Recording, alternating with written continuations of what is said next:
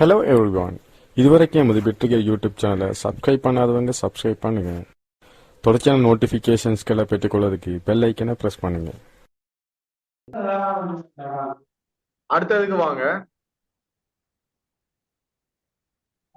6 தொடக்கம் 10 வரையான வினாக்கள். சரி, 6 தொடக்கம் 10 வரையிலான வினாக்களில் தரப்பட்ட தொடர்புக்கு ஒத்த தொடர்பினை காட்டும் விடை நிலக்கத்தை வினாவின் எதிரில் புள்ளிக்கோட்டின் மீது எழுதுக. ஒத்த தொடர்பு பார்க்கணும்.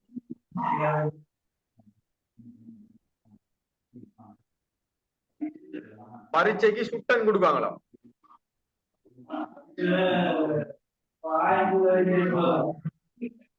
ஓகே, இல்ஹாம் மியூட் பண்ணுங்க. நீங்க பேக்ரவுண்ட் சவுண்ட் வருது. ஓகே, இதுல பாருங்க, பரீட்சைக்கு சுட்டன்ன்றது இப்ப நாங்க இப்போ உங்களுக்கு எக்ஸாமுக்கு ஒரு இண்டெக்ஸ் நம்பர் தருவாங்க. நீங்க எந்த ஒரு எக்ஸாம் எழுத போனாலும் இண்டெக்ஸ் நம்பர் தருவாங்க தான், சரியா? அப்ப அது என்னது? ஏன் இண்டெக்ஸ் நம்பர் கொடுக்குற? உங்களோட பேரு இல்ல நானு அது அடையாளப்படுத்துறது தனித்துவமா? ஓகே, தனித்துவம் அடையாளப்படுத்துறதுக்கு இண்டெக்ஸ் நம்பர் கொடுப்பாங்க. ஏன்னா ஒவ்வொரு ஆளுக்கு ஒவ்வொரு இண்டெக்ஸ் நம்பர் இருக்கும் இல்லையா? ஓகே, சரி. அப்ப எக்ஸாமுக்கு மட்டும்தான் யூஸ் பண்ணுவோம். இண்டெக்ஸ பொதுவா எதுக்கு யூஸ் பண்ற? எக்ஸாம் மட்டும். எக்ஸாம் முடிஞ்சதுக்கு பிறகு இண்டெக்ஸ் மாதிரி நான் எங்களுக்கு தேவை இருக்கா? ரிசல்ட்ஸை செக் பண்ணது தேவைப்படும், சரியா? பாஸ் ஆ ஃபெயில் ஆனது தேவைப்படும், சரியா? அதுக்கப்புறம் அந்த இண்டெக்ஸ் நம்பர் தேவையில்ல தானே, இல்லையா? அப்ப எக்ஸாமோட சம்பந்தமான விஷயத்துக்கு மட்டும்தான் இண்டெக்ஸ் தேவைப்படும் இல்லையா? பொதுவா அதோட தான் தேவைப்படும் இல்லையா? ஓகே, சரி. அப்படி நாங்க அடுத்த தொடர்பை செக் பண்ணுங்க. இப்ப பொருளுக்கு விலை என்று சொல்லுது, அப்படி சொல்லிடுமா? இல்ல இல்ல, விலை என்றது பிக்சட் ஆனது தானே பொருளுக்கு. இப்ப இண்டெக்ஸ் நம்பர் என்ன பிக்சட் ஆனது இல்ல. இப்ப எக்ஸாம் முடிஞ்சதுக்கு பிறகு அதே இண்டெக்ஸ் நம்பரை வேறொரு எக்ஸாமுக்கு வேறொரு ஆளுக்கும் கொடுக்கலாம் இல்லையா? இப்ப பொருளுக்கு விலை என்று சொன்னது அதுக்குரிய கட்டுப்பாட்டு விலை, அதுக்குரிய விலை தானே. அது அதே மாத்திலுமா? அதுல விலை விலைவாசி கூடலாம் குறையலாம், அது ஓகே. ஆனா நான் பொதுவா சொல்றேன், அது இப்ப இதுக்கு பொருளுக்கு ஒரு விலைன்னா அதே விலையில வேற பொருள் இருக்க கூடாதா? இந்த பார்த்தா இருக்கும் தானே. இண்டெக்ஸ் அப்படி இல்லை இல்லையா? ஒரு ஆளுக்குரிய இண்டெக்ஸ் இன்னொரு ஆளுக்கு இருக்குமா? இருக்காது. அப்ப அது வராது. இப்ப பிரயாணத்துக்கு பற்றிச்சீட்டு கொடுக்குறாங்க.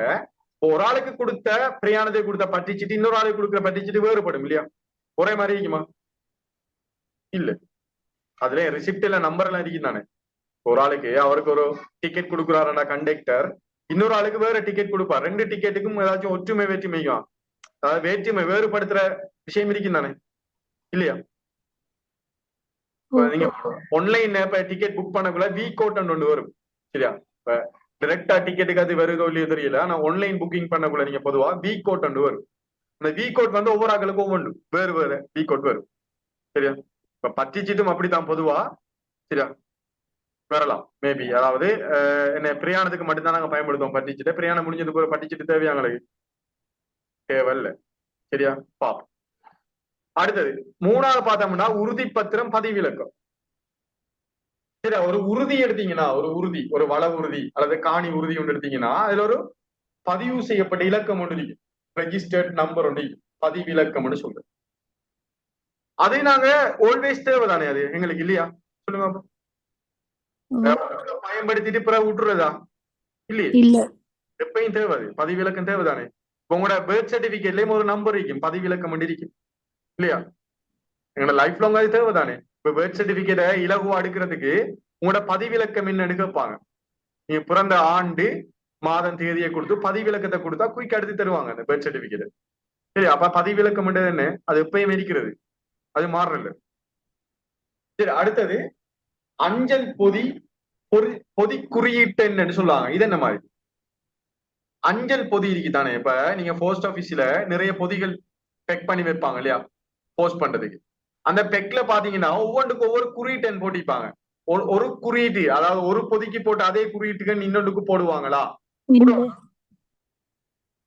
இல்ல, வேற வேறதா இருக்கு இல்லையா? குழம்பிருமே, ஒரே குறியீட்டன் போடணுமா? இல்ல, வேற வேற குறியீட்டன் போட்டு வைப்பாங்க ஒவ்வொரு பொதிகளுக்கு. அப்ப அந்த பொதிகள் அனுப்பும் வரைக்கும் தான் எங்களுக்கு அந்த குறியீட்டு தேவை. பொதி அனுப்பி அந்த அந்த யாரு அந்த உரிய நபர்கிட்ட போனதுக்கு பிறகு எங்களுக்கு தேவையா அந்த குறியீட்டு என்ன நாங்க மீண்டும் பயன்படுத்தலாம் தானே, இல்லையா? ஓகே, அப்ப இங்கேயும் பரீட்சையில சொல்ல போறது ஒரு எண் சம்பந்தமா தான் சுட்டன். இதுலயும் அஞ்சல் பொதியிலையும் சொல்ல போறது ஒரு எண் சம்பந்தமாக பொதி குறியீட்டு எண் இல்லையா? அப்ப அது அதோட சரியான பொருத்தம் 4வது கொடுக்கலாமா பாருங்க. ஓகே, ரெண்டாவது என்ன பிரச்சனைனா பற்றி சீட்டு தானே அது, இல்லையா? பற்றி சீட்டு இலக்கம் என்று சொன்னா பிரச்சனை இல்லை, யோசிக்கலாம். மிகவும் பொருத்தமான ஆன்சரை தானே நாங்க போகணும், இல்லையா? அங்க சுட்டென்னு சொல்லி ஒரு நம்பர் சொல்லுவாங்க, இங்கேயும் ஒரு நம்பர் சொல்லுவாங்க. அப்ப அதை இதோட தானே நாங்க மேட்ச் பண்ணணும், இல்லையா? பற்றி சீட்டை நம்பர் இருக்கும் இல்லாம ஓடும், அது ஓகே. ஆனா இருந்தாலும் அது பற்றி சீட்டுன்னு தானே சொல்றாங்க, இல்லையா? ஒரு ரிசிப்ட் உண்டு, சரியா? அது என்னன்னு சொல்லல, பற்றி சீட்டு இலக்கம்னு சொல்லலாமா, அல்லது அப்படி சொல்லல. சோ அதனால நாங்க எதை கொடுக்கலாம்டா, எது நாலாவத கொடுக்க முடியும். சரி, ஏழாவதுக்கு வாங்க. விவசாயம் அறுவடை.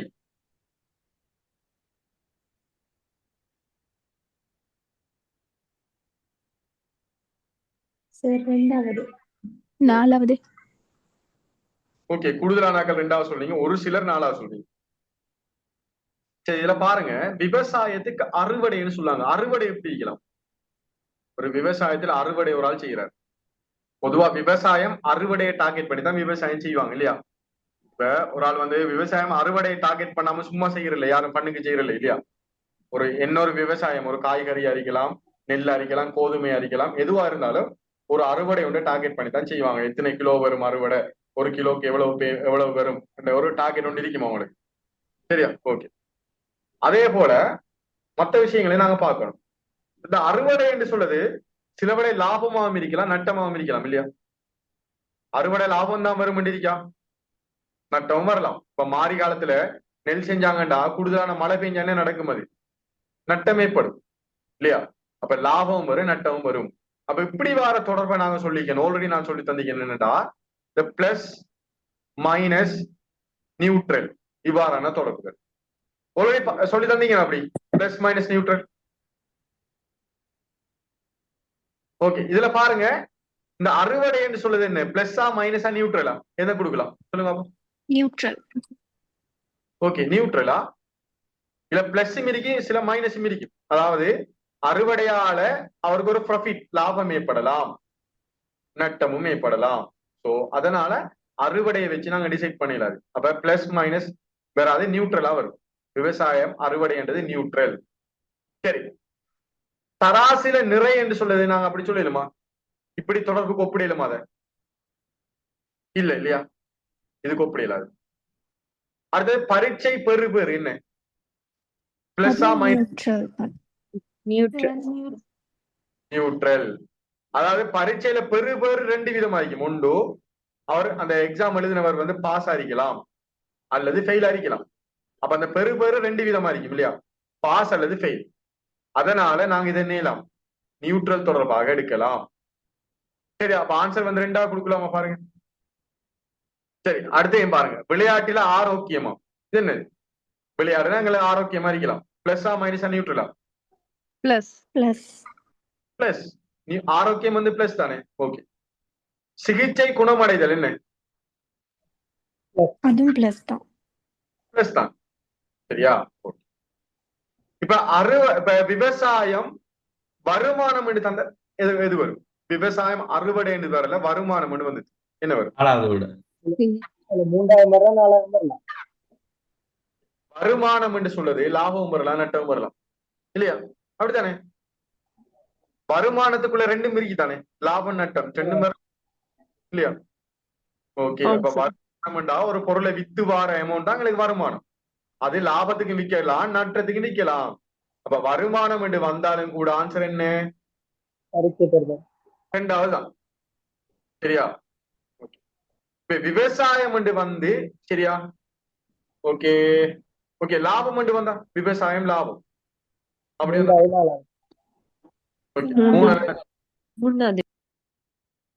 மூணும் கொடுக்கலாம், நாலும் வரலாம், இல்லையா? பிளஸ் தொடர்பு. சரி, விவசாயம் நட்டம்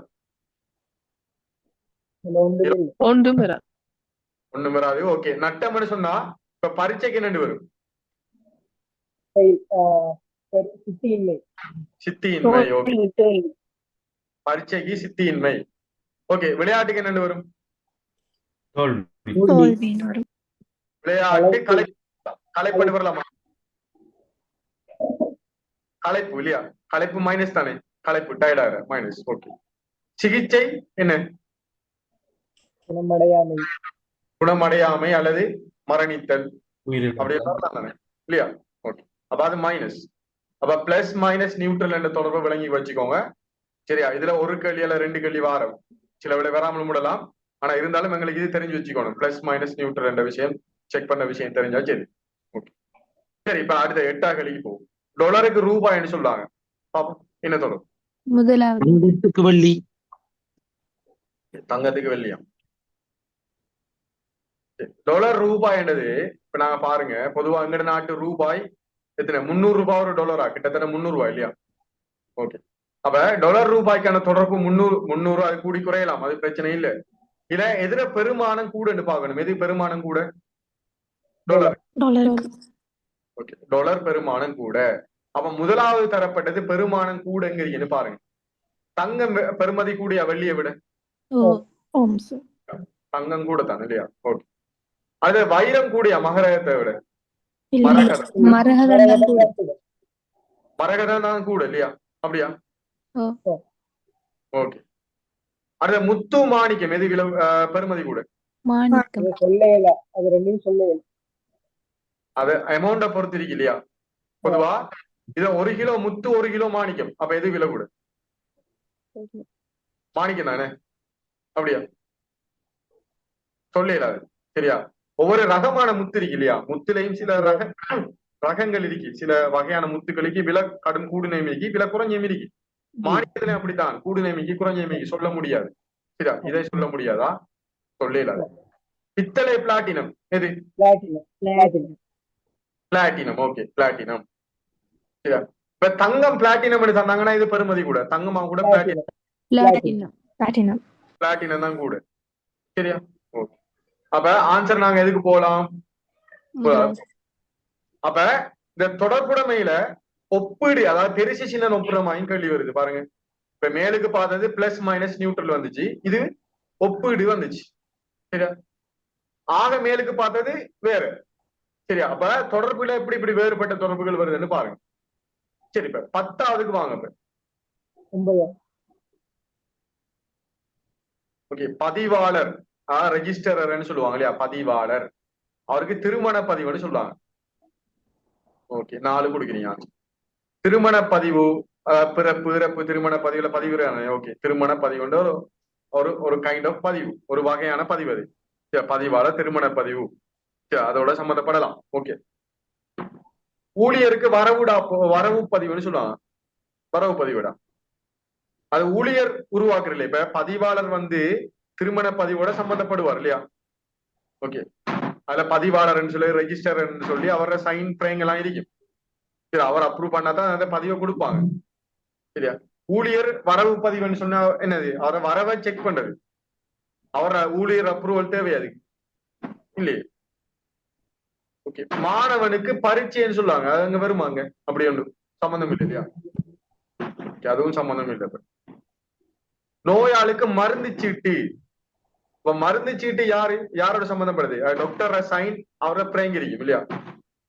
அப்ப வைத்தியர் தான் மருந்து சீட்டோட சம்பந்தமா இருப்பார், நோயாளி இல்லை. 4வது வருமா? ஆசிரியர் பாடக்குறிப்பு.